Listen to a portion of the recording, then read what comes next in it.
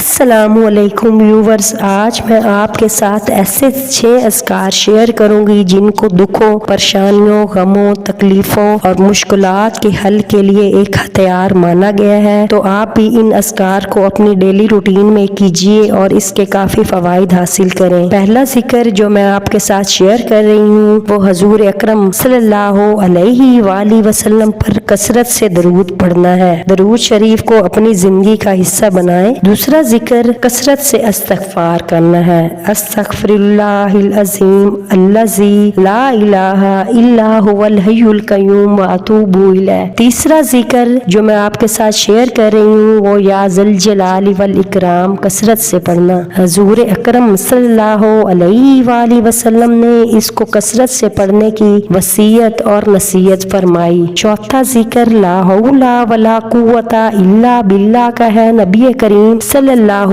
علیہ وآلہ وسلم نے اپنے بہت سے صحابہ کو اس کلمہ کی تاکید فرمائی اور اسے جنت کے خزانوں میں سے ایک خزانہ قرار دیا۔ پانچواں ذکر سید الاستغفار یا یونس علیہ السلام کی دعا ہے۔ یونس علیہ السلام کی دعا یہ ہے، لا الہ الا انت سبحانک انی کنت من الظالمین۔ سب سے افضل کلمات اور چھٹا ذکر سبحان اللہ والحمدللہ ولا الہ الا اللہ واللہ اکبر۔ سبحان اللہ والحمدللہ ولا الہ الا اللہ واللہ اکبر۔ مسند احمد میں ہے کہ سب سے افضل کلمات میں سبحان اللہ والحمدللہ ولا الہ الا اللہ واللہ اکبر ہے۔ آپ بھی ان 6 اذکار کو اپنی زندگی کا حصہ بنائیں اور